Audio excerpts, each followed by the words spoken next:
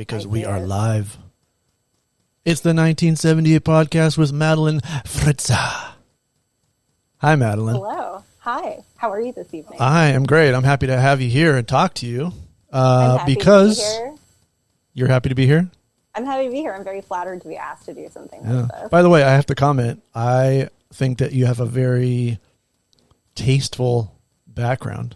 It's decorated very nicely. I have a small home, so I just picked like the one corner where I wouldn't be like bothered by cats or dog. And then my boyfriend was nice enough to set up a lighting scenario. Oh, you have a grip gaffer kind of guy there, right? Don't you? Yes. Yeah. My boyfriend works as a Best Boy Electric, and he's a perfectionist, so he set up the lighting very nicely. Yeah, there's some good separation between you and the drape, the blind type thing, whatever that is. He pulled the chair forward just so and moved the lamp, and then I have a front light over here. So. You're the first person I've had on that's been lit. I'm not even lit. I look at me. I look like I'm just reflecting off of awful hot spots. You have moody lighting. You have like all the blue. Like I love the kind of like angles you have going on in there. It looks very good. Oh, thank you. Yeah. So Madelaine Frezza, you are a set decorator. I am, yeah. It's a job that my mom to this day doesn't understand, and she's called me an art designer occasionally. I've noticed that myself, that people that don't necessarily work directly, I guess, on set or close enough to it to know these job titles, we in art department and more specifically in set decoration are this mysterious thing to outsiders. Yeah, because we're not as visible as like a props person, for example, where you're handing someone like a watch or a sandwich or something like that. Like our work is done kind of behind the scenes before people get there. So there's even people we work with who have no clue what it is we really do. Do you think that you could could you give an explanation to someone watching this of what you do? A brief explanation. I mean, and of course, I'm only speaking from my own experience, and everyone does this job like a little bit differently. And part of the fascinating thing is to meet other people and see kind of the ways they tackle things. Sure. So obviously, you have like the real world world of interior design and architecture, where you you have to follow all the rules of real life, where things are wheelchair compliant, or like follow all the rules of society that you have that are very strict. Whereas we work in the make-believe world, and if I want to choose like blue drapes or something, I can do that if it makes sense for the story and if it makes sense for my boss, who is the production designer. So basically, I get the opportunity to read the script and sort of figure out what are kind of like, what are the unspoken things of a character? Like, what are we trying? If it's film or television, like, what's the story here? Like, is there a little girl who like she really loves horses? So then you put like riding trophies and medals and pictures of horses in her room, and then hopefully the audience like just like passively takes in all this information about who the character is. And that's kind of the goal of what set decoration is. You're trying to tell a visual story, like you're trying to emphasize whatever the narrative of the story is. Yeah.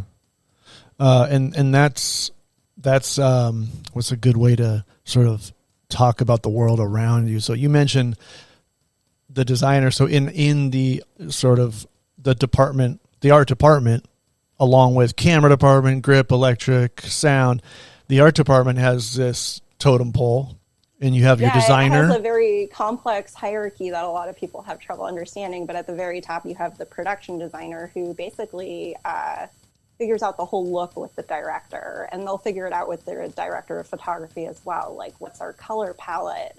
What kind of style are we going for? Is it going to be moody and dark? Is it going to be like bright and colorful? Like, are we going to have lots of like fantastical elements, or is it completely realistic? Like, you have to consider all of those things. Is it a layered world we're working in, or is it like very graphic and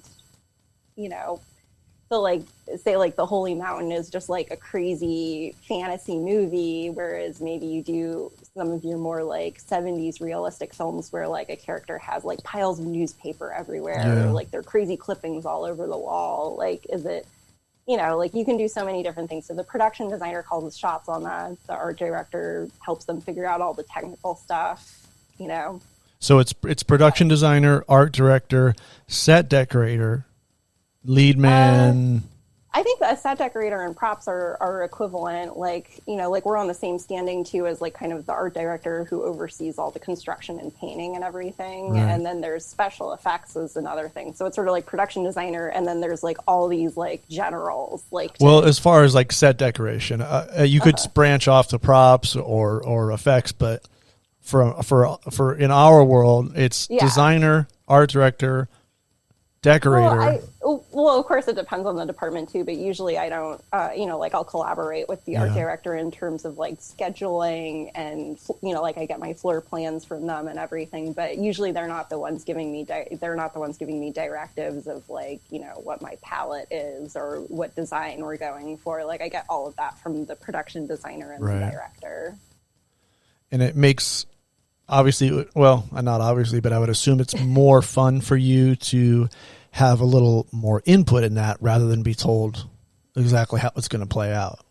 Well, it's really funny because you work, I mean, and I'm relatively new at this. Like I've been in the union for 6 or 7 years now. And, you know, I haven't worked on huge projects yet. Like not anywhere near getting an Oscar for anything, but every working situation is different. So, and I mean, you have like commercials too, which are like so fast and furious, and you don't even really worry about character at all in that kind of scenario. But for like, for TV and film, it is really like open. So some directors don't really think about certain things, and then some think like so heavily about like all these little details that, like, say, for example, you would think of Wes Anderson, who in his mind, he already knows like how everything is supposed to look, and then everyone's there to execute that vision. Yeah.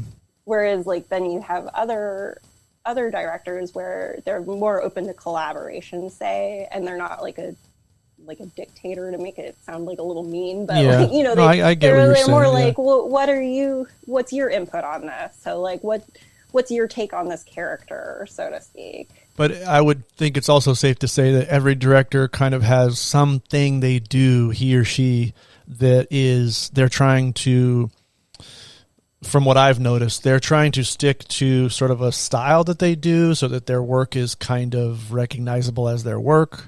And that could be something as completely out of our department, like the aspect ratio or the lens or the type of camera. Totally. Or it could be like, I always have yellow. This yellow is always around or whatever. Yeah. You know? And then you want to know what the yellow means. Yeah. Is it like, you know, is it the kind of like like a yellow flower means, where it's like, I think goodbye or something like that. Like you're saying farewell to someone, or is there something more potent there? But I mean, obviously colors have all of these like deep meanings for us. And a director is working like any other artistic medium where style is always such a struggle. Like, do you work only in your own style? Do you like branch out? Do you imitate other styles? And if you are imitating other styles, what's that in service to? Like, what's the point of that? And aspect ratio is a great way to do that. So like, you know, if you did a square aspect ratio, you could be trying to evoke like a classic film like Casablanca, especially if you're shooting it in black and white. And maybe people don't think about that as much in the front of their mind, but it's still back there. Like they've still seen those images, especially on the internet where we see everything all the time now. It's just a big mishmash of imagery. There's a lot of, I've seen work of well-known artists, directors, you know, James Cameron just kind of has a lot of blue going on. Yeah. He's just a director that I'm a big fan of. And then I've overheard conversations with directors that aren't as well known, but are working a lot. And I've heard it from the horse's mouth, so to speak, where they're like, no, I always do this like this. They want to put their stamp on it in some way. And sometimes that's just the position of the actors, where there's these flat shots, like they're always positioned at equidistant and from the lens, or, you know, some sort of thing that's kind of their common trademark, or, you know, their signature thing. Yeah, I mean, like Stanley Kubrick always has his like very even shots with like the vanishing point like dead in the center of the frame or something like that. So then you can really recognize his work regardless of genre, like sci-fi, or, you know, Barry Lyndon takes place in the 16th century or something, or 18th century. But like you can still tell it's him despite all of the other things being different. Yeah, that's a good point.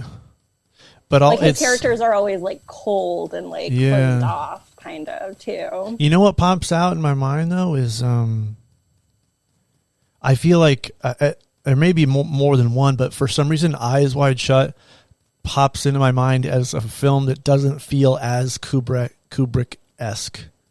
Interesting. Why do you think that is? Like, what are I don't know. I think it's the color and the pace or something about it. Yeah. I don't remember it as well as I remember some of his others. It's not one of my favorite films of his, but it is funny that one has become the one that people like to just sort of like refer to as a joke, where you say like, "What's the magic password, Fidelio?" Or you have like the sex club people with stupid masks on and stuff. Like that became the biggest joke out of all of his movies. Although I do like Eyes Wide Shut. Yeah, maybe it's because wasn't it his last film? He was really old. It was. I think he died like while it was being edited. So I remember like I wasn't old enough to see that movie when it came out, but I do remember it being a huge deal. Like those posters were everywhere because it was Tom Cruise and Nicole Kidman. Right. Like, no escaping it. Yeah, that probably had a lot to do with the hype of it, those actors. Yeah. Yeah. Do you have I've talked to decorators who are set in their ways on things like symmetry or like hard foreground elements and foreground elements is funny because I feel like that's like almost a preemptive one because because we work in a medium that moves, it's never going to be a still photo, so you need to make it dynamic somehow, and the easiest possible way to make something dynamic is to put something in the foreground. Oh, can I do it on the camera? So like something in the foreground that's like the closest thing to camera so that you can have some kind of dynamic movement off of that and instantly create a sense of depth with very little effort. So that's one that, anyone... It's funny to hear what the decorator feels about that because a lot of the time when it comes to me in the moment, you have to cobble those together sometimes, right? And it's when you're not prepared for it, when you don't see it coming, and it's like I need some, the director or the DP is like I need something for this, and they can't really describe what they want. They just say something. I need something here. It's like fucking what, and it's gotten as ugly and as random as like a shot glass that's been taped down on its side on a C-stand that's just coming into the bottom of frame and giving some glint, just to break up whatever the thing is. I don't know what, the real average one is like the plant, give me a little plant coming in right here to kind of just, it's like the palm tree or whatever, the potted plant that you kind of move into the scene with. But it's like, I think when I first started working in this industry, like, I didn't go to film school. I kind of learned this all on the job. Yeah. And also just because I really like watching movies and I never expected this to become a job, but I love movies. And since I didn't come from the interior design world, I have like a different take on it where I understand. And I'm not saying it's a bad thing to come from the interior design world, but since I come from more the movie side of it, sure, I understand that you have to make those concessions in order to tell the story. So like, even though I might think it's like silly to have something specific that the camera starts on and then moves, or like say they want a specific color or a tree somewhere, like at first I kind of like didn't get it, but then as I kept working, I realized, those are all the things that make it alive when you watch it, and you have to trust when you're collaborating with other people that they know what they're talking about with some of those things. You know what I really liked to brown nose you a little bit? I really liked what you did. I don't want to name names here just because I don't know. I definitely don't want to name any. Yeah, but there was a show that I worked on that you were decorating, and the let's call it the dungeon scene, and there was a bunch of hooks. I really liked what you did with that because it was, I guess the best way to describe it is that you left an opportunity for me to be successful and a lot of things that could be adjusted, the boots and all the stuff on the ground and stuff. I mean, it's like that's like a malleable environment rather than me being looking at the monitor with a director or something like that, and they're saying, do you have anything you can put over here? there's anything you want can go there. So it's like this really easy environment, even though it was probably a heavy dress, but to have those choices is great, as opposed to let's say the office or the living room or something where all it is big pieces of furniture and like one floor lamp. And they're like, do you have anything for over here? And I'm like, and there's nothing that can be really. It might more be a mistake situation because, like, so if you're shooting like a minimalist set, hopefully everyone's on the same page with that, and you've already talked extensively about how you're going to go about doing that. But like, if you're in an unfortunate situation where there just isn't enough stuff, I mean, the thing is, you can have your perfect image in your head of what the set looks like, and I can take pictures before I leave and like open it up to the director and the DP. But at the end of the day, no matter how much planning you put into everything, things change on the fly. Even that example I just mentioned. Remember what happened when everyone showed up and company showed up? We ended up dressing a whole nother set. And it was the hallway with the cabinets. Yeah. It looked great, but we did that in 5 minutes. I know. So, like, you could put all this planning into something else that you spend hours on, and then there's, like, you always need to have extra stuff because you never know when inspiration's going to strike for somebody that they're like, oh, I like this. Can we do more of it? Yeah. Or for you, where you're on set and you're like, oh, that space looks really dead because, they are setting up with each still. Each frame is like a painting, and I can never be prepared for every possible angle, if they storyboard everything beforehand. So ideally, since you're the last person to see the frame from my world, like there has to be room for somebody like you to play with the framing, the composition, like make it look good. And I've been there when the decorator and it gets signed off by the oh shit. Oh no. My stupid light only thing I have that'll fit there to put a little light on my face fell over. Well, you're still lit well. Nothing good. bad happened. I put it back where is this thing doing now? I'm absolutely not professional when it comes to lighting, that's for sure. What I was going to say is well, so you're left. Everyone signed off on it. Yeah, so everyone signed off, but department heads. But then for somebody changes their mind about something, and it's like, you know what? Actually, let's move the camera like multiple feet to one side and turn it, which opens up a whole nother wing of something. You're just like, dude. But and it sucks when they don't have the they don't understand that I may not have an answer to fill that void now. And even if I did, it's going to take 10 minutes, or something because I'm by myself at that point. So it's really nice you're when on something where people plan far enough ahead that's not the situation because, it also is dependent on other people telling us what their needs are too. Like the DP needs to tell us like, hey, do we have opaque window covers or is it something that we can get some sunlight through? Like, you want to completely black out the surrounding? Do you want to be able to see some trees through there? Like we have to talk about all these things or else it has to be figured out on set when it's already too late. So it's like a lot of questions. Do you remember the blinds debacle in the police station? I was thinking specifically of that. I have not. That takes the cake as far as most ridiculous requests. Not the request itself. It was the timing and the lack of preparation. It's like... Well, I think that was a special, unfortunate scenario too that ideally wouldn't happen on most sets. Where I'd be happy to tell this individual to their face, but I specifically burned this person because if you ask for something insane and you're not giving me time to get it, not only that, I can't leave.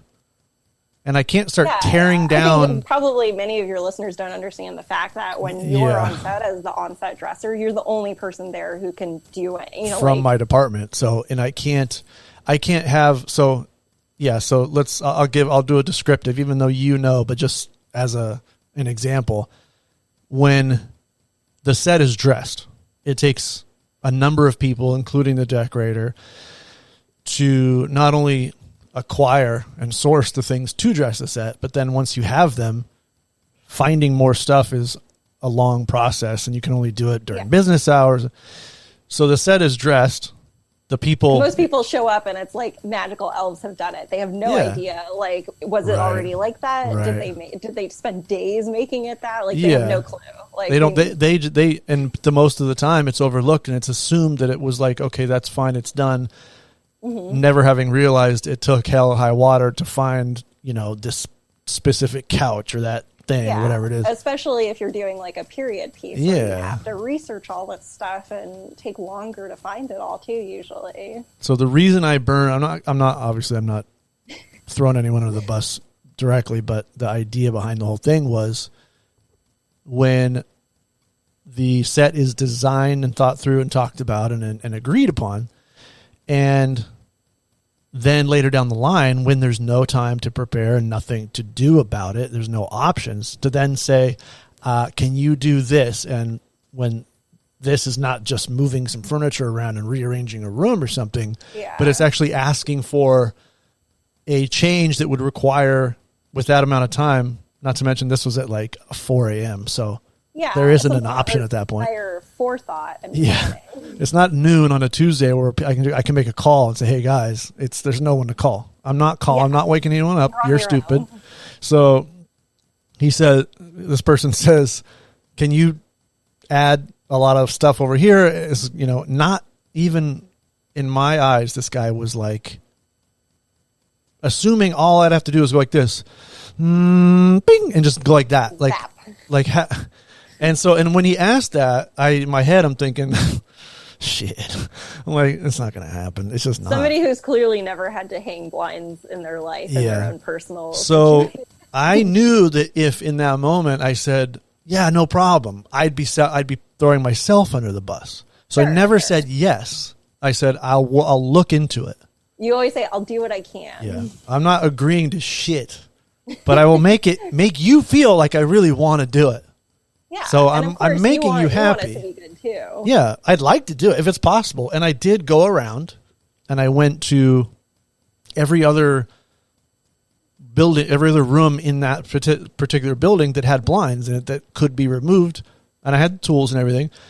Every blind I found either was dimensionally not fit for the new place. So I couldn't put blinds in there myself. They'd have to come from somewhere else, or they weren't long enough. So if I put a section in. But you ended up jury rigging something together. Dude, it ended up coming down on the key grip on Aaron, who was a good guy, and he jimmied the absolute hell out of something, and the guy signed off on it, But I mean, what you're talking about too is like a really unfortunate situation where, because you were shooting overnight and you were starting to get daylight creep in. Yeah, and which was another thing that it was his fault. Problem became your problem because everything that's on screen ends up being your responsibility. You know what? To be honest with you, the initial request I think was to break up a white wall, so there'd be something there to kind of chop that up. So he didn't want a full white wall, but you're right as well, because later down the line when they turned around and looked out, the sun's coming up, supposed to be nighttime, and they're like, hey, can you put blinds there? And I went like this, because at this point, dude, there's no time.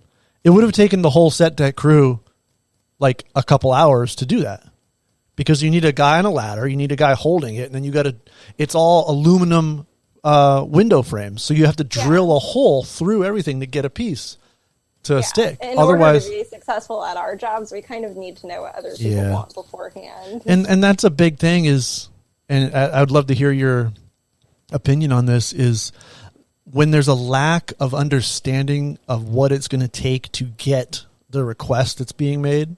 Mm-hmm. So if a director, producer, DP says to you, even if it's in prep, they say, Madelaine, what we'd like to see here is we'd like all the walls to be red and all the furniture to be. Job. What? Walls are my job. That's not. At least in America. So the production designer will choose like wallpapers and wall color and all of that stuff. I will put pieces of art on the wall, but that's how we vary from the interior design. Yeah. Like whole shtick, like, because they control all that stuff. Me as a decorator, I don't control those kinds of finishes. All right, well, let me rephrase it because I want to see your. So Madelaine, the room is going to be red. We would like you to find furniture that is also of a red origin and is kind of 70s and everything's 70s and red. Go, right? Sure, yeah. So what do I do from there? Well, I guess what I'm actually trying to get at, and I may not be asking the question in the best way, is let's say they ask this question and now you're looking for some pretty hard, specific stuff, right? It's not just your average, like, uni couch pickup kind of thing. You're not going to IKEA and just getting a bunch of furniture. So you have to find, let's say it's got to be nice and new looking. It can't be but let's say they give you a day or not enough time. Let's put it that way. Which usually is what is the case on commercials. Yeah. So how do you handle I want to do what you want, but I can't do it in these parameters? Like, what's your steps?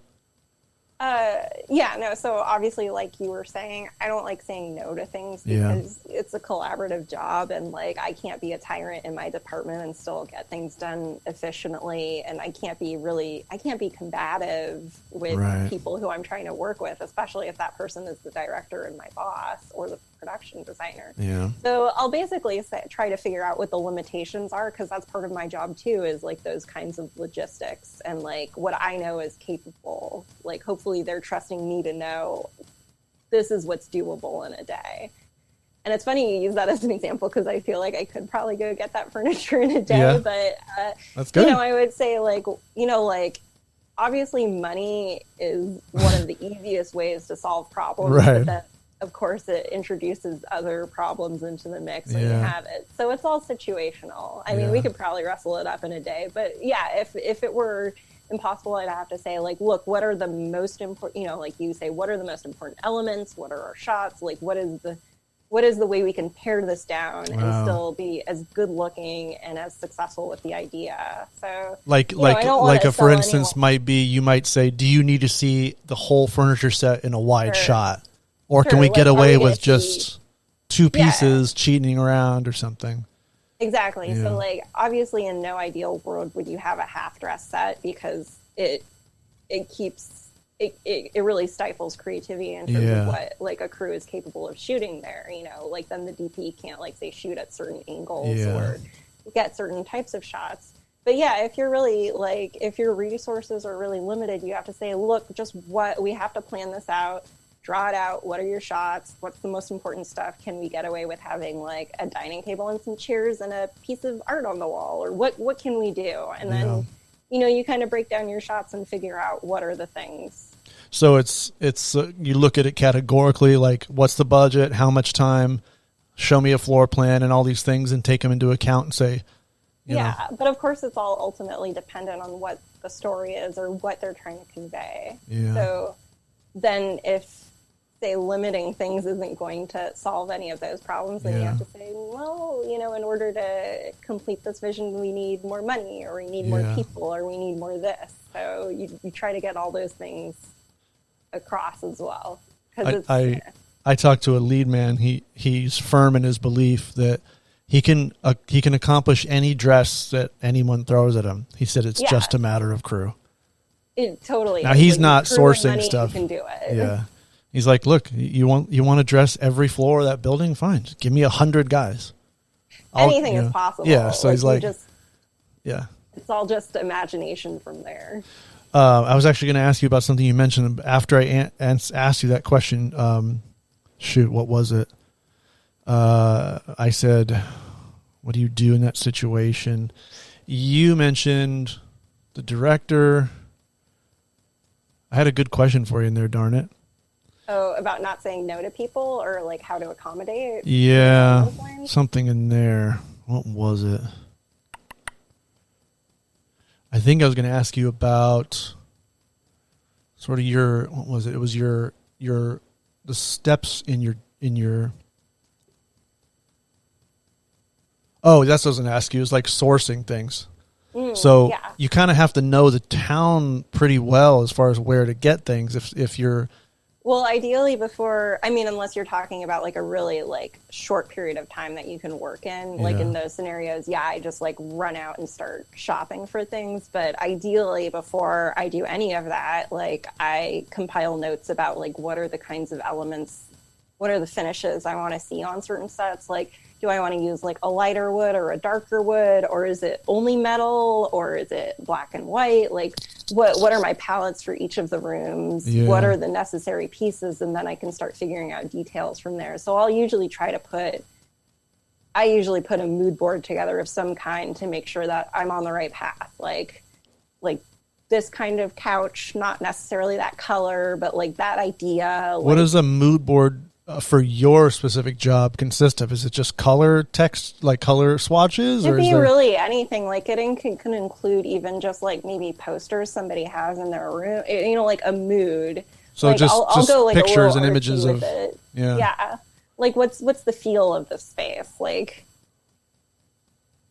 just it really depends on the project. But yeah, like you can have like, you know, sometimes I'll use like artists that I really like to convey the mood that I'm trying to express. Like say you throw in an Andrew or NCYS painting or something, and you're like, yeah, like this is the vibe I'm going for. So it gives you that, it kind of answers some, yeah. And that probably comes in handy when you're like, let's say at a rental house or something, and there's all these options everywhere, and you can look at this thing and remind yourself, well, yeah, because there's so much stuff, you can get really distracted. But at the same time, like you also want to open yourself up to discovery. So not necessarily going in with only this strict idea of like, oh, well, I found this picture on the internet, so this is what I want. Like I want this armchair. Sure. You have to be able to wander around places too and be like, oh, that's a great idea. I do that all the time where I wander around thrift stores or prop houses and I'm like, oh my God, I never would have thought of that thing. And then that's the thing that's amazing. Like it pulls it all together or something. Totally. You know, like the stupid line in the Big Old Basket. It's like that rug really brought the room together. Like that's how I work, is where I'll try to find that kind of like anchoring piece. And then I know everything's clicked. I'm like, that's the one. Like it's like finding your soulmate, but it's like the soulmate for the set. I know exactly what you mean. And I've had those moments where I not myself been the decorator, obviously, but seen what the decorator is talking about, and I completely notice or completely agree that, that's the thing. That specific toy, like I remember seeing a toy once on the shelf of a little boy's bedroom set, and the toy said so much about the character. Yeah. Well, it was like a vintage toy. I think it was something like, a Radio Shack. And that probably spoke to me personally too, because I'm kind of an 80s kid. So 80s toys get me. When I see like an 80s toy, especially if I had it, I'm like, oh, you know. But that's an instant connection for the viewer where they're like, I know what that thing is. It's familiar to me. And I know what it means, like, because there's a certain romance to objects. Like, that's the thing that I'm sentimental about, is that objects, like, no matter how much you think materialism is stupid or whatever, there's, like, a certain soul to the things that we hold dear or that are old or loved, and we can read that in them. They fire off connections in our brain that are like, oh, that was the blanket I had when I was a baby, and this looks just like that. Or, like, I even found, like, coasters that my parents had from a trip to Australia. Like I found different versions of them at a thrift store recently, and it was like, you know, Proust smelling the Madeleine cookie. Like it just like instantly brought up all these memories to me of like, you know, spilled coffee on a coffee table or whatever it is, and like just instantly have all those like connections. But I'm like really obsessed with like small pointless objects in that way. So I get exactly what you're saying. You know what? You know what? Something that gets me is, I had a very strong connection to, and it's a memory that comes up a lot for me, is watching the television shows that I loved when I was 8, 9, 10. Yeah. And there was a tactile experience that wasn't what it was then. It wasn't then that I felt it. It's now that I feel it. Of course, because you have that nostalgia for it. Yeah. You turn the TV on, it was this very oversized button that when it pushed in, it had a lot of resistance on the spring, and it would click really hard, and the TV would do that staticky bzz, and you could feel the static, and it would warm up and like start to come to life, and you hear the crackle of the little static, and then you turn the channel to, you know, and the TV, the show you wanted came on at a certain time, so you had to be there at that time. and all But these that's things. like a kind of tactility that we don't connect with anymore because everything is digital. It's sort of like how the original iPod had the actual like click in the wheel, and then after that it was like an imitation of that sound. It's not like a real click anymore. And so we all like crave that, like the button that we push or something. Yeah. I think that's why a lot of movies have a kind of like vintage aesthetic to them, even if the movie itself is taking place in the modern era. Like people really want those things. Yeah. It's what was that character in that Marvel movie with crap, I can't remember anything right now. The Marvel movie with the guy from Parks and Rec. Oh, Chris Pratt. Yeah. And his character had the tape player. The something mix. of the universe, like defend. No, I can't remember what it's called now, but I have seen the movie. It's so stupid I can't remember it because I'm gonna get made fun of after this for not knowing what the title of this movie is. But yeah, he has like the old tape. He has the old Walkman, and he. But it was a very highlighted point of the film is this is this mix, and he plays it and he dances to it, and it's part of his whole aesthetic of the character. And I don't know the Marvel origins of the story and if it was a Stan Lee thing or a director's thing or how much it was ramped up. But I think that it seems like it was an instant connection for everyone watching that movie. Because even if you didn't grow up in that era, you grow up hearing those songs on the radio and you have some kind of emotional attachment to it. Yeah, either you liked the song or you liked the song and you also had a tape player or there's. Well, I get really excited every time I see my favorite Walkman come on that I had, which was like the yellow sports Walkman. Yeah. And I see that in a lot of movies, and every time I get excited about it because that was mine. I can't help but if I go to like a prop house or a hand prop room or whatever, and they'll have, a couple decades worth of Walkmans, chronologically laid out. Yeah. And you can't. I have to take a photo. I don't know. I was just like, oh my God, Yeah. Because it's so fun. It's just the romance of these objects for us. And I think too, like, it's like they were made like it sounds so cliche to say like, oh, things were just made differently, but they really were made to last. Like you close something and you feel the hinges, you feel the heaviness of it. And well, there wasn't a new model that they wanted to make sure they sold every year. Yeah, you didn't have forced obsolescence to worry about like we do now. There's like everything has to be replaced in a year. Yeah, that's a funny thing. I think that's probably a big part of what I like about working in this world. Because I was and am a fan of TV more so than I think the shows that you grow up on. Yeah. And. Oh, that reminds me of something I was thinking about asking you about before we even got on the call is something happened to me at a certain point when I went from like working on like your friend's film and like a college film or that level. And I remember getting on, like I was PAing and then somebody says, hey, do you want to work on a Kia commercial? I think it was like that. It was like, sure. And next, it's this environment with trailers and like some actor that's in it. And like, they're shooting it downtown and they got all the street. Oh shit, this is real now. Yeah. Like, now I've actually made it. Like, or kind of, I'm like getting there. Well, it's like, it was like you got transported from amateur to pro. Yes. And you're level like, of operations. Yeah. And the thing that you have to like fake it, like everyone is always faking it, no matter how high up. I faked the hell. I acted like, oh yeah, this is what I do. I didn't go around pretending like. I mean, I wasn't like cocky, but I certainly didn't want to be the guy that was just like asking people what to do. So I tried to kind of force that, like, oh, I can take care of this. Like I would not ask too many questions in order to sort of like just. If someone said, help me out with this, do this, I would just go do it. And if I didn't do it right, I just would force something and just get something done rather than go back and ask. Cause I didn't want to like not have it done, so you just come back and if it was kind of done somewhat good, at least something was done.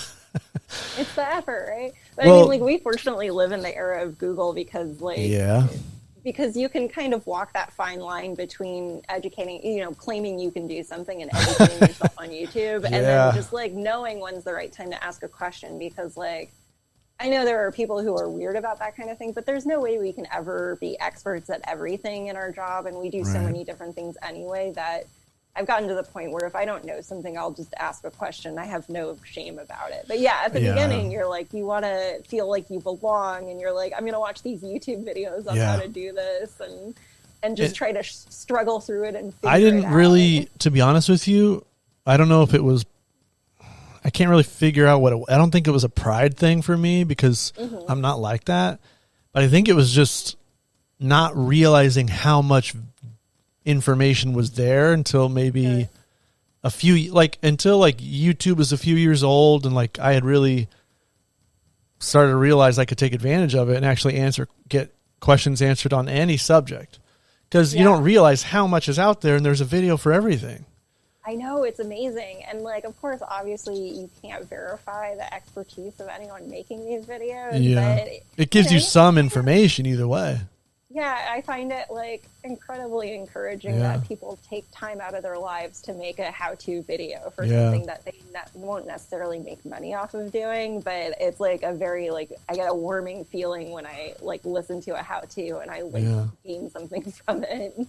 Like, I taught myself how to use a sewing machine on YouTube. Oh, really? Well, that's a perfect thing to learn about, to use YouTube. I think sewing machine is probably one of a really great subject for looking up a video for. Yeah, you just watch a couple videos and you've got it. Like, enough people have figured it out so that you don't have to reinvent the wheel.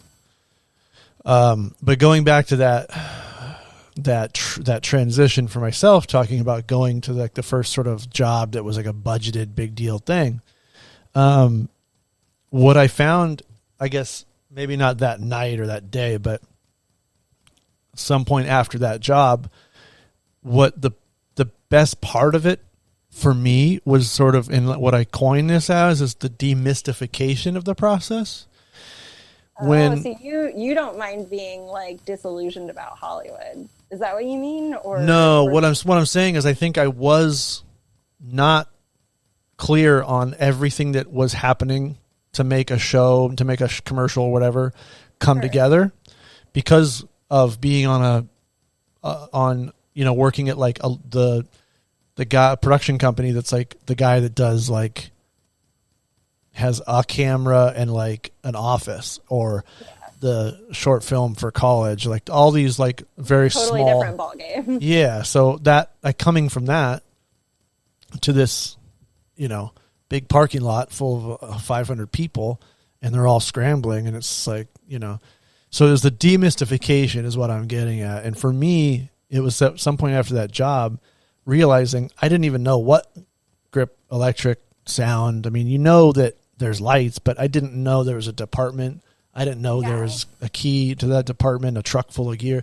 You just don't realize how much is going on until you're on a set. So I was wondering what your sort of, not necessarily moment, but how things got demystified for you, or were you even like, because I watched TV and I was like, looking at like watching The Thing, like John Carpenter's The Thing. I remember seeing that. And practical effects were always something that I thought were just super artistic and like magical. Yeah. And especially in The Thing. Like, that is like the height of those kinds of magical tricks. And to see what you're seeing on screen, and back then it's like, I know I'm seeing a real thing. I'm just like, how in the world so it was the demystification process of just seeing an entire set. Did you feel like you had moments, or before you were like working in the industry, so to speak, where you're like, I don't know how any of this works, and then you had to piece by piece catch on? Definitely what you're talking about with like grip and electric, who I feel like they don't get enough like actual acknowledgement out in the world. Like, they're always just depicted as these like kind of like blue collar dudes just schlubbing stuff around. Right. Really, like, lighting is like so much of the art that we notice in a movie, and it creates texture and like it's so important. So like the gaffer to me is like a huge deal. Like, I always try to have a good relationship with that person, but obviously I didn't know much about it. I think for a long time, since I was just kind of a movie fan person with no expectation of it becoming a job, that I would read things and be sort of like most movie fan people, where you think DP is the DP or the director just do it all. Like they just came up with everything. And so you kind of think, like, if you don't pay too much attention, that that's the case. And so, it did kind of take me a while where I had to learn to ask questions and just observe. Like, you have to be a good observer sometimes and just shut up and listen. And like, I try to ask questions too. Like, I tried, like, I had to put forth the effort to understand how different departments are broken down. And I will try to go to the right person, because that is the polite thing to do, and it's the respectful thing to do, to go to someone whose job it is, and actually, but nobody makes us do those things. That's the funny thing, is that we're like all self-policing. And we kind of have our, like, there's vague union rules about whose job is what, but then, like, at the end of the day, like, I meet plenty of people who do my job and have no interest in talking to the gaffer or the key grip and collaborating with those individuals. But to me, that's like such an important part of the demystification. Like, I want to know who did a great job with something. Like, I want to, like, it's personalities too. Because I try to do like you're saying, and when I'm huddled around the monitor and the gaffer and the key grip are there looking and talking to the DP, I try to make sure I get on a first name basis with the gaffer and the key grip, because they can help me out so much. And they sometimes will ask me, making something better. I'd say most of the time it's me asking them for, a box or something that's, a grip head or a C-stand for something I needed to hide or whatever. But I didn't, it's like, I guess, I don't know what a good comparison is, but here's a super random, it's like all I can think of right now. I watched a documentary about, I don't know if it's a documentary. It's almost like a video this guy had that was just like an insight. There's this YouTube channel. The guy had this footage he had of like this, what was going to be a documentary maybe, but it's all about Wall Street in the 80s. Yeah. I don't know what his purpose of it was, but it was like, it was just sort of long running B-roll footage of Wall Street, of people working on Wall Street. I don't know anything about Wall Street, just like I didn't know anything about a large scale, big budget set, back in the day.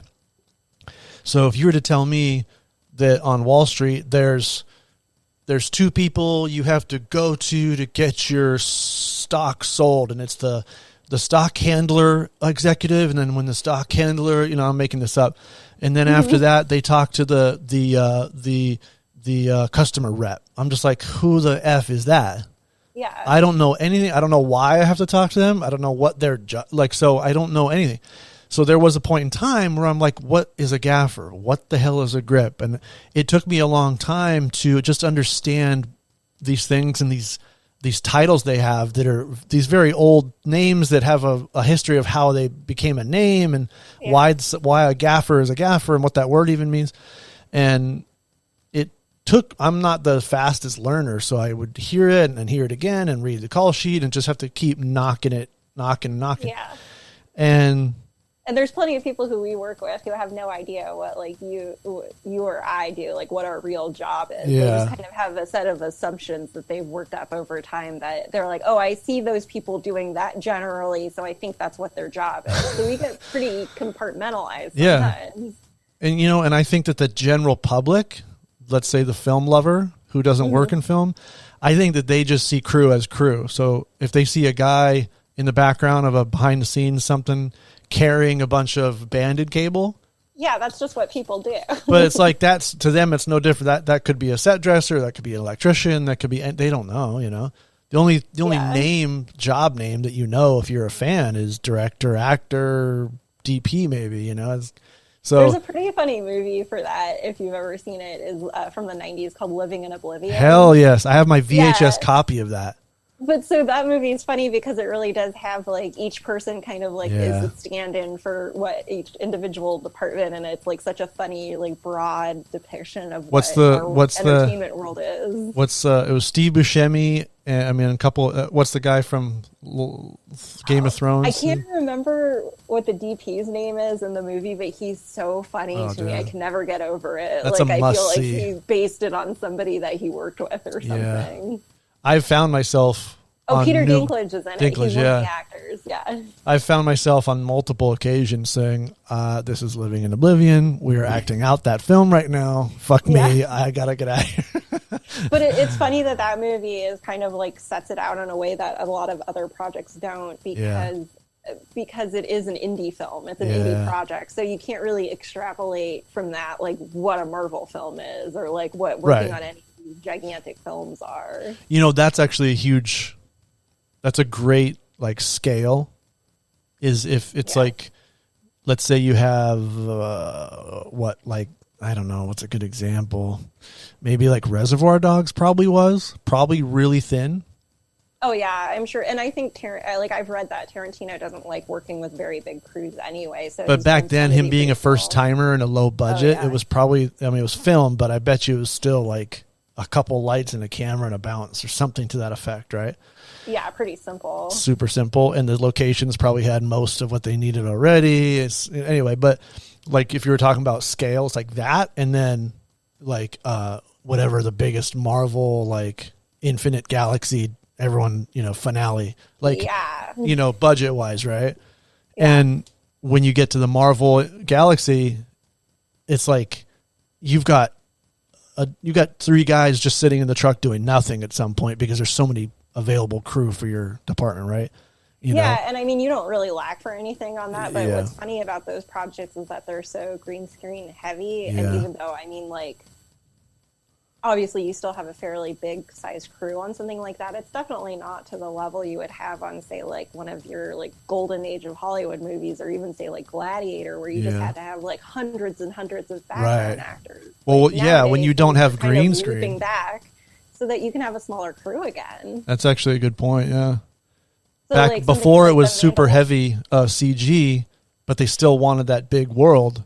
When you actually had to have a lot going on, a lot of background, and the AD, wrangling all that. So now the expense is all like kind of in the post effects. Like that's the most expensive part of the movie. Which is weird. I don't understand why. I mean, I don't know. I could be wrong, I guess, because I'm not an accountant and I don't see the numbers, but I keep hearing that creating these backgrounds is more expensive than the real thing, but I'm just like, why is it more expensive? Because it's just the amount of work, I guess, to develop these backgrounds. If you ever sit at the end of those movies and just see the scroll of like animators and renderers and like it's like. Well, I've seen the farms. I've seen production houses that I've been inside them where, it'll be so and so post production, and it'll be like an open. What do they call that? A pen? They call it like a bullpen or whatever. Yeah. And it'll be like 10 by 10 rows of these workstations with these like 20-year-old kids, 21-year-old kids, and they just have this certain task to cut out the background behind Tom Hanks or something. Adding a shadow somewhere. It's like that's what they do. Okay, John, you're going to fine tune, zoom in, and remove every little edge hair thing or whatever. Yeah. Well, it's all control. And I mean, like, if you can control it, you hopefully can kind of promise a certain result out of it, or that's the idea anyway. And I mean, I've been really impressed with, like, I was watching these featurettes of how they make The Mandalorian, and in that scenario, they're actually projecting it, which is cool, in the moment, like with the actor there. And I think, even though that kind of talks us all out of a job eventually, like, I mean, they do have to have a certain amount of foreground and midground, like make it believable for the actor, but it's like crazy what they can do. It's absolutely insane. I watched that. I as much as I agree with you, it's like that probably has a negative impact on us, but I would have plenty of sets to do on that show, I'm sure. Yeah, very true. And the ones they did still look beautiful. The real sets. I would assume the reason they're doing that is because having that live rendered is probably cheaper than post. It's got to be a money thing. But I have to say it looks way more realistic to me. Like I find it way more believable than a lot of the other things I see. Did you notice though when they're shooting behind the scenes? So you have your A cam like in the show and the actor, And then over here, you've got the behind the scenes dude, and he's watching. The camera has got the sensors on it that allows the background to stay in perspective. But when you're watching it from the side, it's completely confusing looking. It's all smushed around. For an actor to look and see, it is supposed to be looking down a tunnel or something, but the background is staying orientated to the camera. Yeah. But when you're an actor, you're seeing things all blurred. I would think that's got to be pretty crazy. But I guess it's better than green screen. You have a DP who is educated in all of the perspective, lighting, all of it, and they can like just see on camera, like, yes, that looks right. No, that doesn't look right, and it's not like rendering things later on with like 100 different people working on it. Yeah, one of the good points that I heard was the Kathleen Kennedy producer, like she's like the second or first in charge of Lucasfilm. She was saying that the Star Wars lady now. Is she the top? Is she George Lucas of the Disney? Yeah, she's now? the top dog now. So she was saying that, and it was a good point, sounded like, is that they can have that environment rendered and displayed, and they can shoot something, and then the actors can come watch the playback, and then they can just go do it again, but it's the same background. So that's a waterfall. There's no reset. Obviously, that helps their budget. So they can just basically reproduce anything they want over and over again right away. You know? I mean, I think any technique that serves the end goal of creating a world that's believable, that the audience can have some kind of connection to, like, whatever you need to do to get there, as long as it's not, like, killing any animals or people. Right. Good idea. Yeah. Certainly not creating jobs for set decorators, though. They still worked really hard on that show. They had some awesome real sets. Oh yeah, like I love that show. Like even some of the villages and stuff, like were so good. Like, and then they had like rice paddy fields or something in one episode. Like, I really enjoyed that one. Yeah. I mean, if you just look at the set and just take frame grabs, it's just beautiful looking across the board. The bar, that first scene, the first episode of that bar was cool. The interior of the guy's main ship, everything looks great. I mean, I was a big Star Wars fan as a kid, so it was cool to watch that show and kind of see like some of the magic that I felt about enjoying that as a kid. Because like, I don't think I'm going to offend too many people by saying I'm not a huge fan of like a lot of the recent movies and stuff. But I think it's a generational thing. Perhaps. So those came out. I mean, I know we weren't fit. I've talked to people that are like 16, 18 years old when they came out. So it was like, that was their thing right in their prime of going to the movies and everything.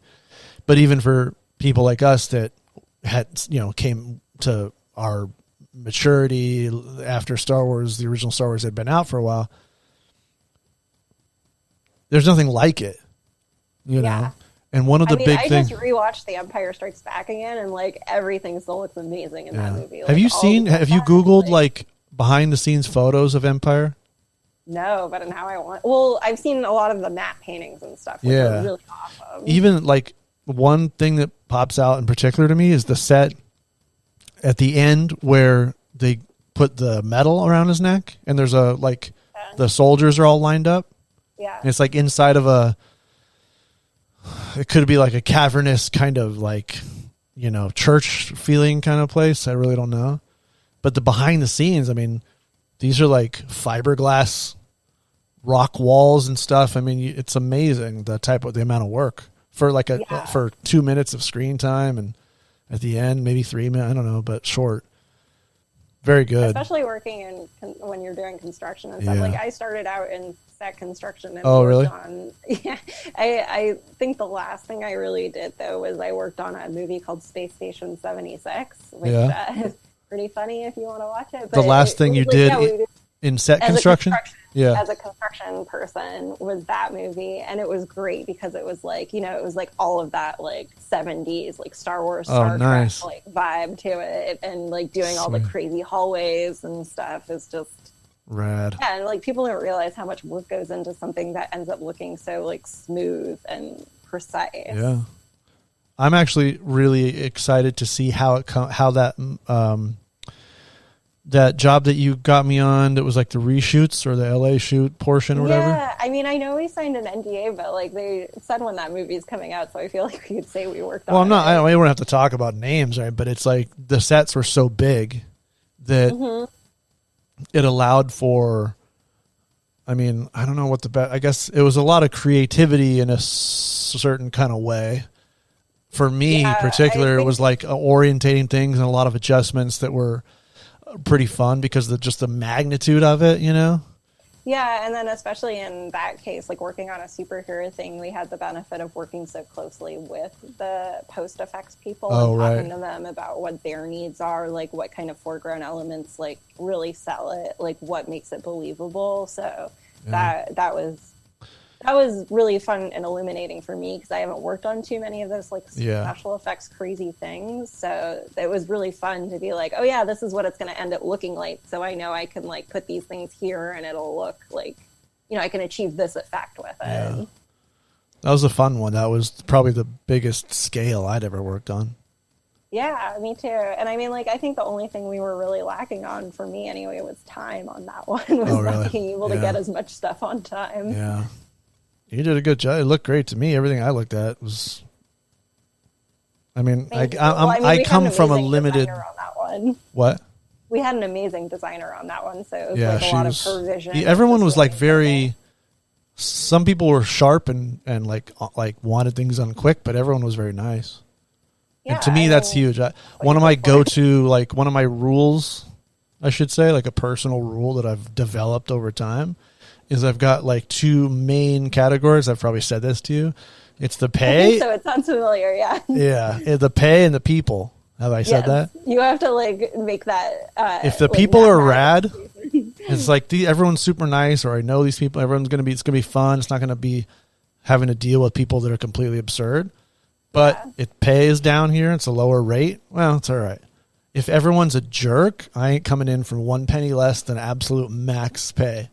So it's like that. I mean, you try for as close as you can get to that. I do. I'm not like a really. I'm not like a money-driven person. As long as I can meet my basic needs in life, I'm pretty happy. So I feel exactly the same way. Where it's like I don't want to work in an environment where even if someone's good at their job, they're like abusive or mean or rude. Like it's just not worth it to me. Like I don't need that kind of. Like the job is hard enough without that kind of emotional like weight added to it. And you pretty much said it. You get in the car and you drive a long distance to and from. You don't need to hear I've had DPs that are screaming obscenities all day. Get that fucking thing in there now. God damn it. It's like. And I don't think it's limited to our industry, but people can be much more vocal and like unfiltered about it in our industry. Like people can just really yell obscenities at each other. Not like it's okay, but they get away with it. And I know that kind of toxicity exists in other industries as well. But like for us, we feel so unsheltered by somebody's unhinged. We can't just go to HR and be like, "Hey, this is like calling me a motherfucker." Like, isn't that such a weird thing? How you know, if you work at a bank, everyone knows you can't say, get that fucking thing in here now, motherfucker. But for some reason on set, if you're above the line in some way, shape, or form, or you're a name or whatever it is, you kind of feel like you can tell they're getting a little cocky and they start slinging the obscenities. And, you know, in the back of your head, you're like, I can't really do anything about it. I could leave. That's like my only real option.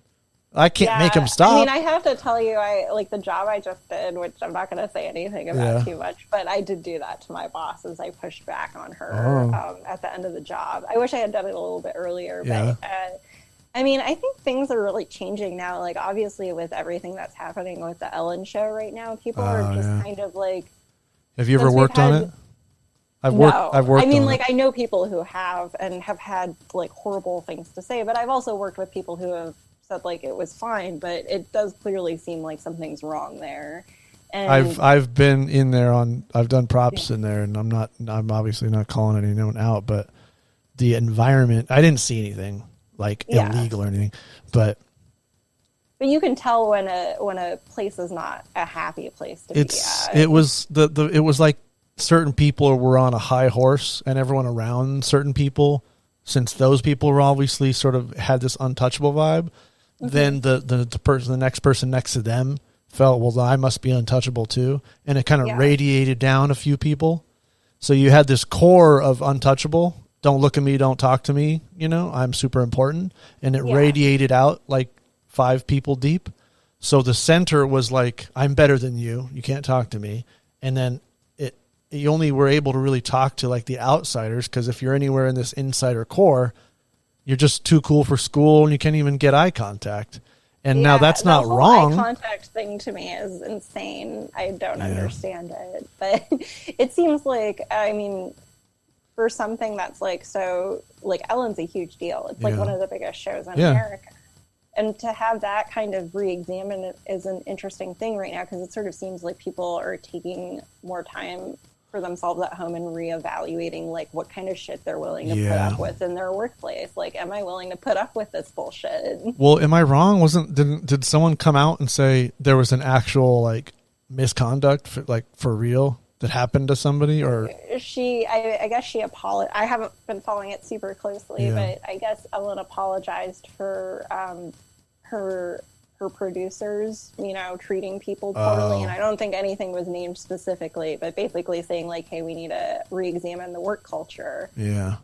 I mean, the part that burned me, and I'm happy to, I don't care if this is public information, it's just truth, is it's like, if you weren't important, you weren't important. And it tended to be, you're important if you have to do with money. And if you don't have to do with money, who cares about you? And that kind of thing is very stark in our industry. And unfortunately, it like works as a protective, because you and I, like if we speak out about certain things, that's it. We don't have a career anymore. And so I think a lot about the fact that, like, say someone like Kevin Spacey, for example, had like all these rumors surrounding him, like ever since I was like starting in the industry, I heard stories about him. But then what is somebody like me going to do about a scenario like that kind of workplace abuse? Even if I physically saw it happen. Yeah. It's like, well, if you don't have my life, or it's almost like you can only, you're at risk of losing your job unless you have some sort of connection in some way that makes you unfireable. Yeah. But you even see people who thought they were untouchable getting torn down or getting their careers ruined. Well, it seemed like there was I'm not an expert and I don't watch the news close enough to really say that I can confirm this information, but my point of view is it was somewhere a number of years back, not that long ago, where it was like, Weinstein or something. It's like someone gets called out and says this guy did some inappropriate things to me, and then it was like the dam broke, and then 10 more people say about the same person, and then next thing you know, it's this guy, and it was just like everyone is molesting people around the whole industry. It was like, is it just? I mean, I was like, what? The interesting thing about that is, like, especially with someone like Harvey Weinstein, who is so powerful, like you always have to, like people tried to out him and Kevin Spacey like decades ago, like, but it wasn't. Somebody else who's in power has to agree with that. That's the way things are going to be in order for those stories, for the dam to break loose. So that's not like it's never a case of just enough people like finally banded together and did it. Unfortunately, like as cynical as that sounds, but it's like everyone's like, somebody up there was like, okay, I guess this is the moment this is happening now, or like for whatever reason, Well, it's like we said earlier, there's no sort of immediately accessible HR department. You kind of have to handle your own problems on your own or interdepartmentally. Yeah, and things really do get handled behind doors, like, that we'll never know about. Yeah, it's weird. It's weird. We live in an era right now where we can talk about conspiracies and maybe they're true, like, more often than not. Like, Epstein didn't kill himself, like that kind of thing. Well, there's no doubt that weird stuff happens in any industry. It's just that we've got this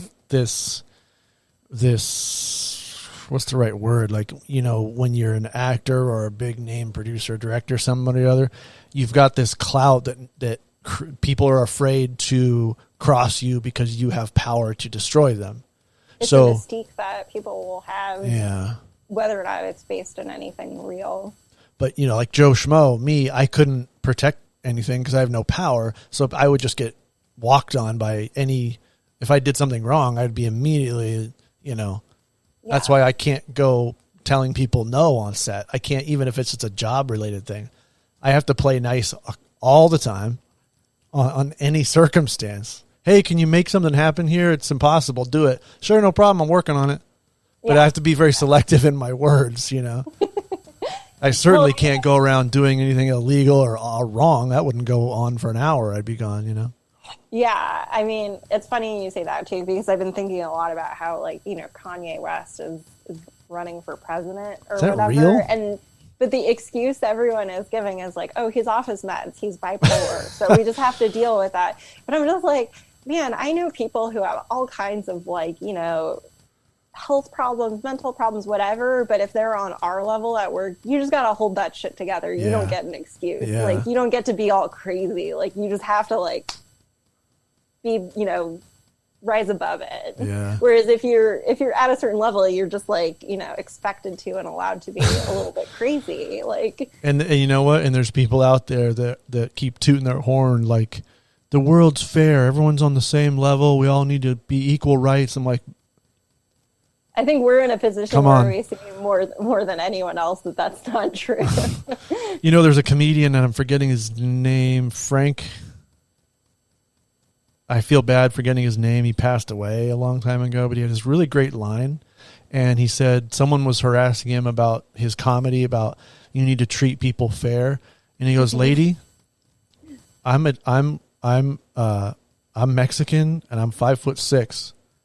What was it? It was like, like something. It was like, instead of him saying it's impossible to treat people fair, he said, I hate that I'm butchering it, but he was like, I'm Mexican, I'm 5'6", and I'm not going to get a chance to play in the NBA or something like that. Like, you're not going to see me in a draft pick. Like, the world isn't fair, you know? And it was the way he pitched it, and he's like, it's just people are different, and, like, it sucks sometimes, but it's not going to change. So you kind of have to roll with the punches. And I'm not saying that you can go around touching people or being disgusting and doing these things like these Weinstein, but, you know, I think it's even probably more rampant and more worse in this industry where there's these egos. I think you have to be kind of a little crazy to even want to be in that kind of powerful position just so you can get away with doing those things. Yeah.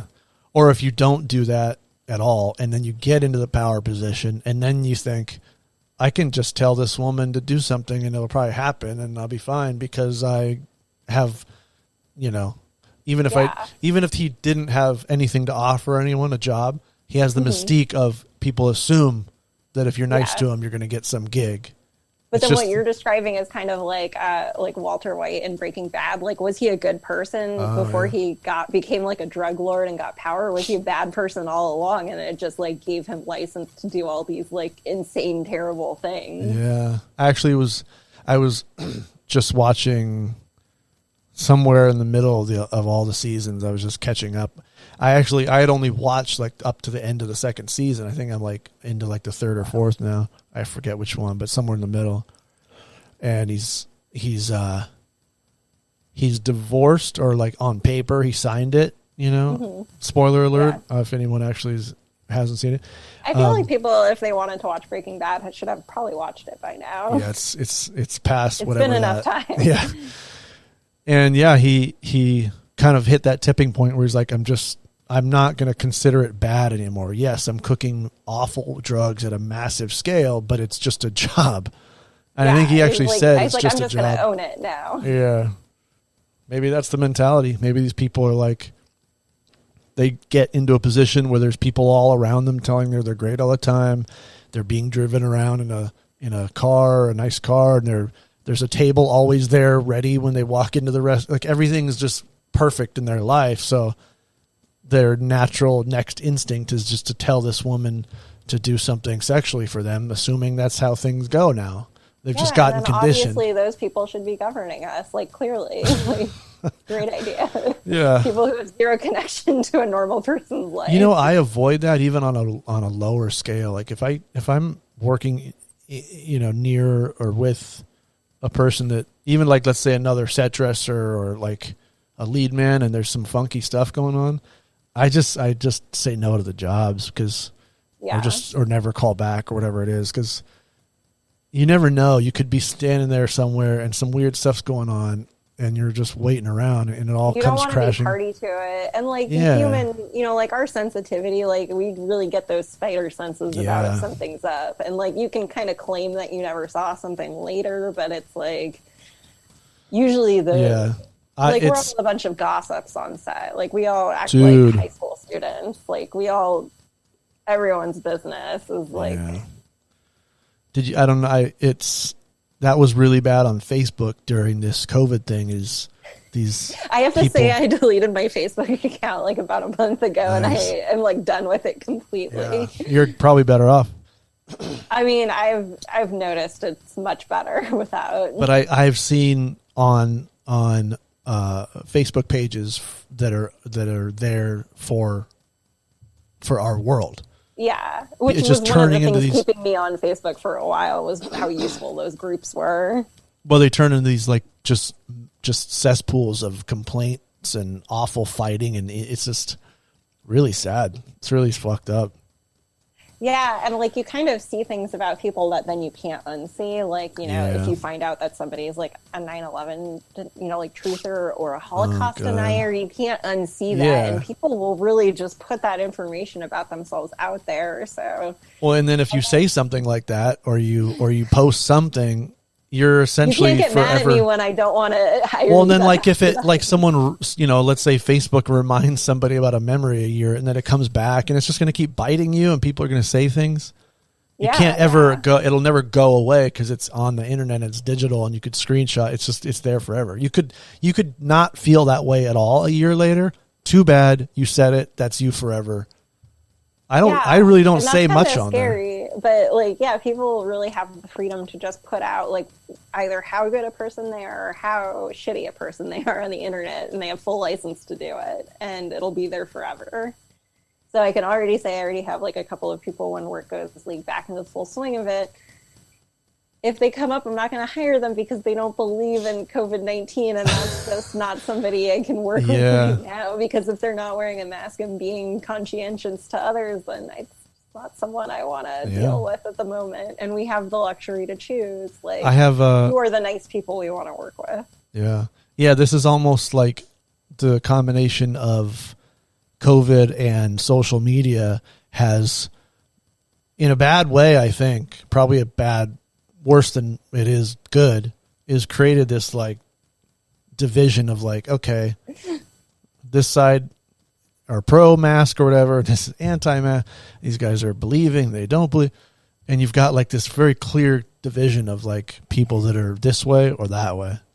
It's never been as easy as it is right now to figure out who are the people you can just completely write out of your life. Yeah. That is really like, weird. Oh wow, I didn't know so and so was a racist, but now I can just totally like. I didn't know that about a friend of mine that I went to high school with. Yeah, I'd known him for a very long time, and I've never had a bad opinion about him. But based on his Facebook posts, I've got some words I'd like to say to this person. Not like I'm going to fight him or anything, but just very confused about why they are taking this stance of. It's like you're, you know, in my eyes, they're being insanely ignorant and. Well, but people get really scared, and then they get embattled, and then they double down on their beliefs, and you know it's almost impossible to change somebody's mind on anything, really. Well, they don't want to step backwards because then they feel like they look stupid, so they're just going to stay in there. It's hard to admit when you don't know something or that you're wrong about something. That's for sure. It takes a very strong, confident personality to say, yeah, you know what? You're right. I was wrong. I rarely hear that. Very rarely. Yeah, definitely. Yeah. Again, especially in our industry. I know that is one of the ones that just bothers me the most, because like I really will try to take agency for things, especially because ultimately as like a department head, I'm responsible for whatever happens. Even if I technically didn't make the mistake, it's still my fault. And like I will just go ahead and admit that when I realize it. It's not easy to do. It's actually, in my opinion, very rare that someone has the personality, confidence, problem solving. But the funny thing about it is I feel like it's something people really do respect, and yet we all are so opposed to doing it. Like nobody wants to be vulnerable in that way, and at the same time people respond really positively to somebody saying, hey, you know what, I fucked up, I'm really sorry, like let's see how we can solve this. Yeah. Because like how are you going to get mad at that person? Like what do you even have to say about it? You're like, yeah, you're right, you did fuck up, and it's like, yeah, I did, I'm sorry. Like right. Yeah, like I don't think how do you get mad at that? It's going to be very rare, if not ever, that you just completely say, I see what you're talking about, you're right, let me fix that. And the person goes, you're damn right, you fucking idiot. But it kind of takes all the air out of it, doesn't it? That you're not being combative. And I feel like I do meet people who get really mad if you're not the same kind of like strung out that they are. Like there are a lot of strung out people in the industry, and it's really funny to combat with those personalities, because I really try to stay calm at work, because it's not worth being like. I had to self learn that, I guess is the best way to describe it. Because you take so much personal responsibility for what you do. Like you personally have a lot of like sense of like craftsmanship and a goal to be professional, and you know, like so you take all that inside yourself, and as a result, you know. Well, it's you know, it's like I was saying earlier, it's like I watch TV and I watch movies and I like the process, and it's a lot of work and there's a lot of tough parts about it. But I would do that every single time in lieu of sitting behind a computer or a bank teller all day or something that never was just monotonous, and it just was never going to go anywhere except that. Like I'd rather have the craziness, as difficult as it is, and the fact that I want to be there, I think is a big defining factor.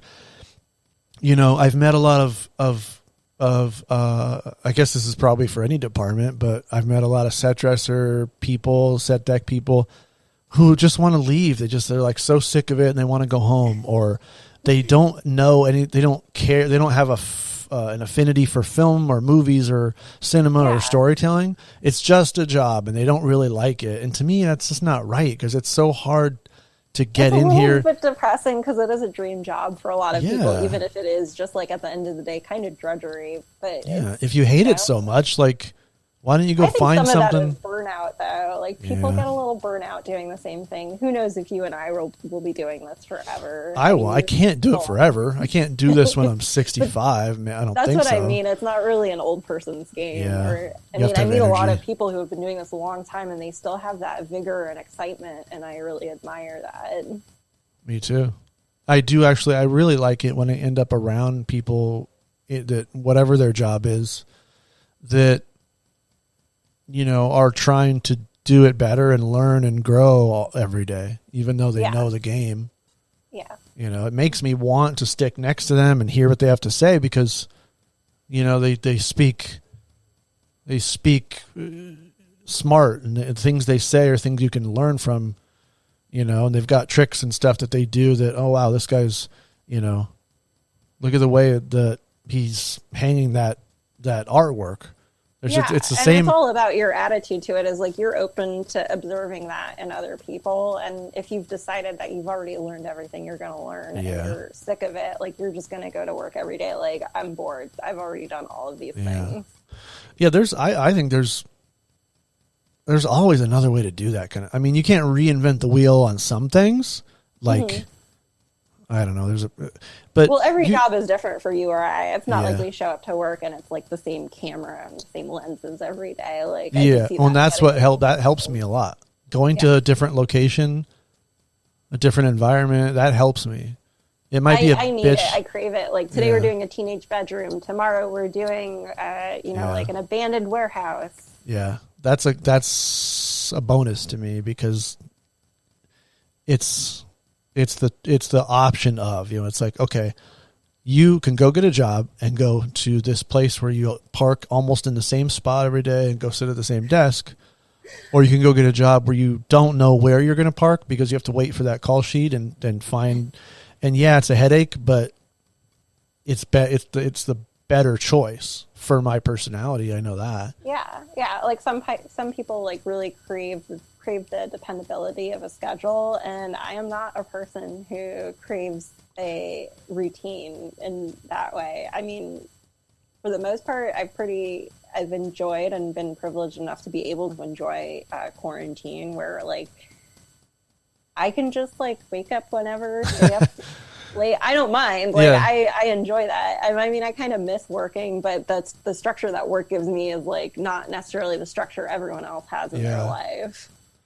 I'm with you. It's a love hate. I think it's a stronger love hate than most things. Because I hate. The only important thing for the structure is making sure you have time for your personal life, because that's what really kills you is when people like only work. Like they work themselves into the ground. They never see their family. Like, or if you agree to, like for me, if I agree to that job and it shoots, it's an hour and a half drive from home. Mm-hmm. So that's like a long shoot day plus the drive on top and bottom. It's just like, and you get 4 or 5 hours sleep and you got to do it again at the end of the week. There's some people who do like those 2-hour commutes both way every single day of their lives. Well, yeah, I know a couple guys that live in Palmdale out in the desert. Even if there's no traffic, they're still, no matter where the shoot or where they have to go, no matter what, guaranteed they have to get to LA County. Yeah. I mean, home ownership is a hell of a drug. Yeah. I'm in that boat. I didn't move super far, but I'm south. So if it's, but you actually live in like a really beautiful area that's enjoyable to hang out in. It's got its bad parts. I'll guarantee you that. Oh, well, for sure. This is Southern California. But it's like you could get it's the double-edged sword, So yeah, I like the, you don't know where you're working next week, but it's like, roll the dice. Okay. Oh, cool. It's only, it's downtown. It's only a half hour away. Mm-hmm. Oh, we're in 3 days. We're in Santa Clarita. I'm screwed. That's the longest drive ever right now. So, but take the good with the bad.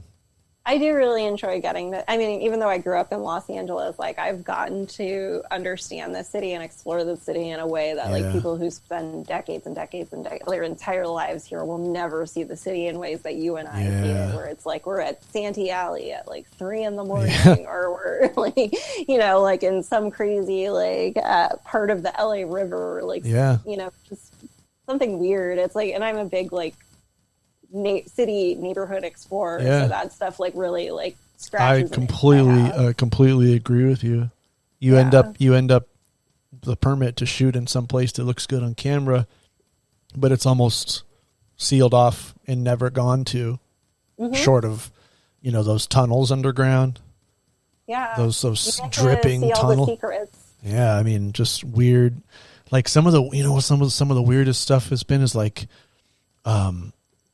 I've shot in enough bars now where there's, what to expect, but the way the back of the bar and the little manager's like computer, like bookkeeping little thing, and the layer of just like sticky, icky on everything. Like, I'm not saying that's desirable, but like you don't see that part of a bar when you go have a drink with your friend.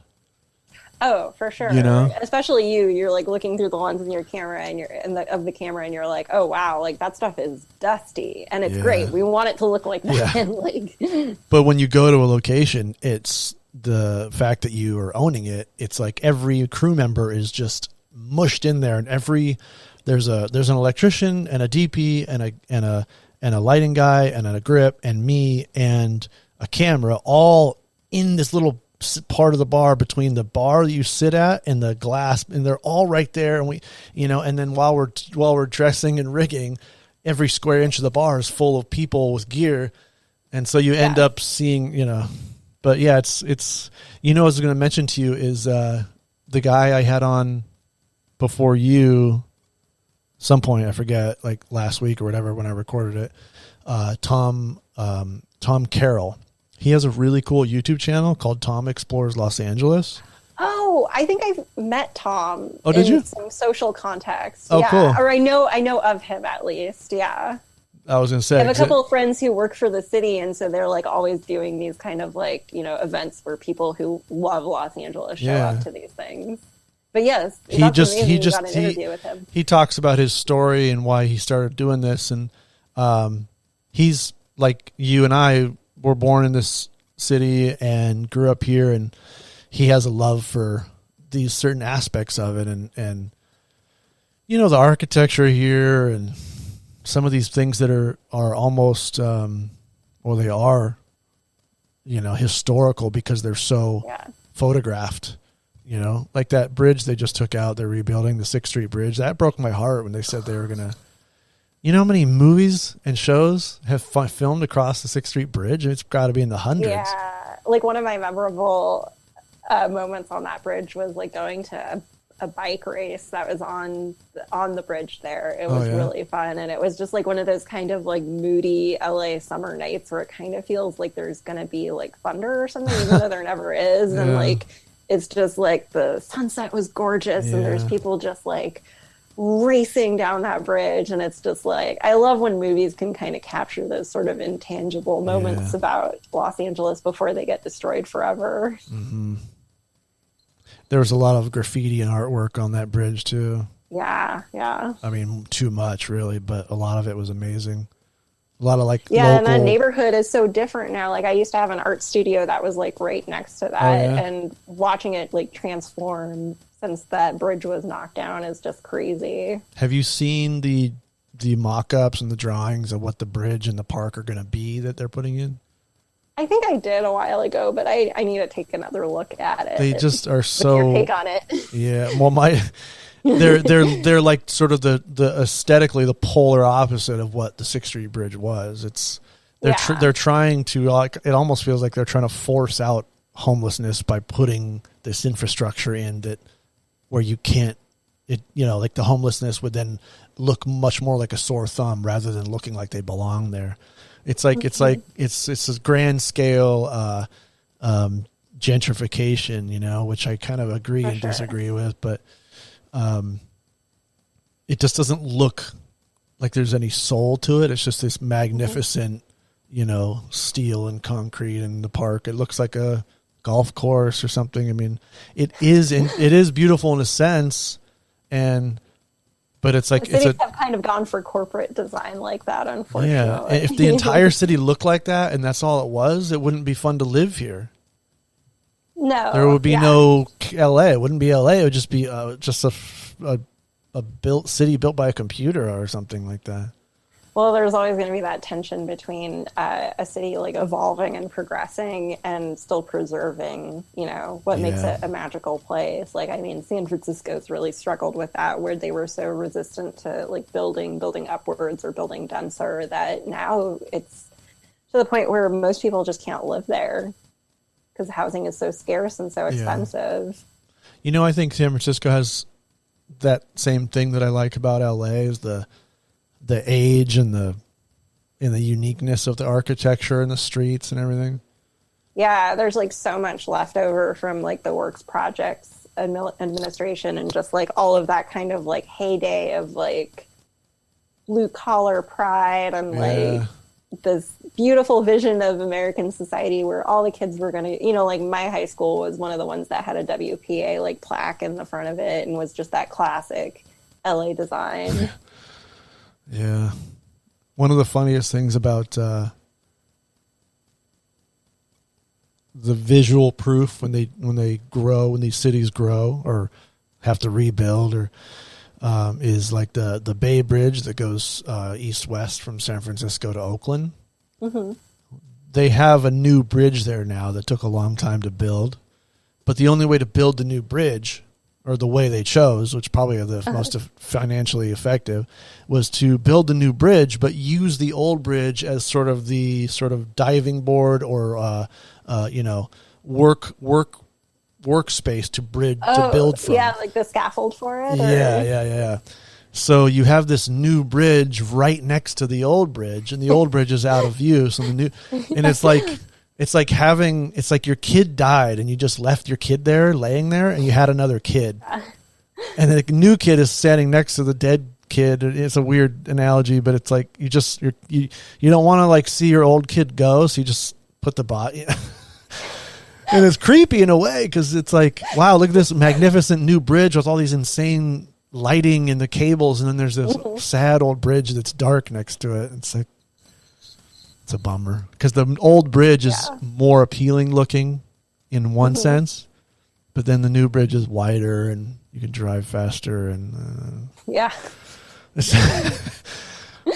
might actually be good. Like analogy would be like your dad in the garage, the 2-car garage. He's got a new Lexus, like a nice new,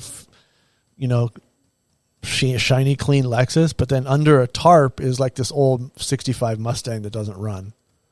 You would love to ride around in the Mustang, but the Lexus starts right up and you drive, something like that. Something along those lines. I mean, I wouldn't be too sad if they changed the 110 freeway in Pasadena, because I always feel like I'm taking my life into my hands when I drive on that one, even if it is like the oldest freeway in the country. Are you talking about the portion north of downtown? Yeah. That racetrack? The zigzag, because everyone like back in the day was going on like 20 to 40 miles per hour on that thing, and now everyone's going 80 miles per hour, like drifting. Terrifying. So I mean, I wouldn't shed too many tears if they turned that one into a the history. Actually, there's a great video that Tom Carroll has on his YouTube about the history of downtown and Pasadena and automobiles. Oh yeah, I mean, because there used to be like a bike highway that went from downtown into Pasadena too, I think. Right? I think so. One of the big things that he talks about is how there was a complete, what's the best, I think, metro rail link. I don't know what it was then, but a train. Oh, they had the red car. I think it was called the red. Up and down Broadway to Pasadena to Long Beach to Santa Monica West Side. You could go anywhere in a train and it was highly effective. And that's why the city was so spread out too, is because it was such an efficient system that they had. Yeah, and the map, there's still a map of it. In a certain, there's a handful of places in downtown that show the map, the train map, like it's on the walls. I think I used that map in that show we worked on in Did you? Maybe I saw it on there. I couldn't believe how intricate and it wasn't just like a few. It was like anywhere. You could go anywhere on a train. So what happened was, and Tom goes into great detail on this. It's awesome. Is amongst other things, one of the big killers was Henry Ford. He said, "I'm not selling enough cars. I'm going to buy the train, pull the fucking train out, put roads." Which will in turn sell cars. So Henry Ford yanked all the trains out of LA to sell cars. Yeah, and now you've got the movie called Roger Rabbit. Yeah, and now you've got the 110. Right, and now you've got the 110 death trap amongst every other crappy full freeway because there's too many cars. Most people don't believe that Los Angeles used to have like a really efficient. It was amazing. The map shows such an unbelievably intricate set of railroad. It rivals New York subways, I think. The amount of it's funny to watch old movies too and see the cable cars in the background, and I feel like they used to shoot in Pasadena, like on Colorado Boulevard, a lot too. Like, you'll see the cable car in the background, and it's just like we had it good for a bit. Such a bummer.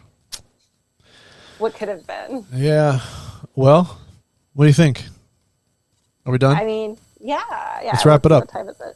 Do you want to give anybody any information about yourself, website, social media, to look up your amazing work? I don't have anything. I have a Tumblr, but that's not really anything. I'm probably the oldest person on Tumblr. It's MADDYFREZZA. FREZZA. Yeah, Madelaine Frezza. That's my Tumblr handle. Cool. Well, they can also pictures that I find. You could point people at IMDb to see the kind of stuff you've worked on, and they can see your work in the edit.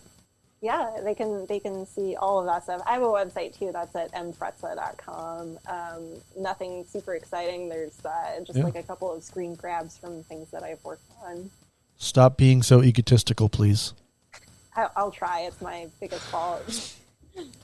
Great to talk to you, Maddie. I hope people go there and see your work because, as I mentioned before, you just have a good, you make good choices at Decorator. I'm not a designer, but from my point of view, I think you make great choices and you have an eye for what you do, and it's obvious to me. Most of the time, it's like the most fun job in the world. So, and people getting to work with awesome people like you is what makes it actually fun, like a fun job. Like I need the collaboration, and that's exactly right. Camaraderie. Collaboration goes back to my one of my Alex rules. If I have to deal with the idiot, you work with. Like the people you work with. Absolutely. It's a great rule to go by. Well, thank you so much, Alex. Thanks for being on here. Pleasure to talk to you. I'll. My pleasure to talk to you. I'll send you a little reminder when I put this online. Yeah, please do. I will. All right. All right. Have a lovely Maddie evening. Frezza, you too. Have a good night. Bye.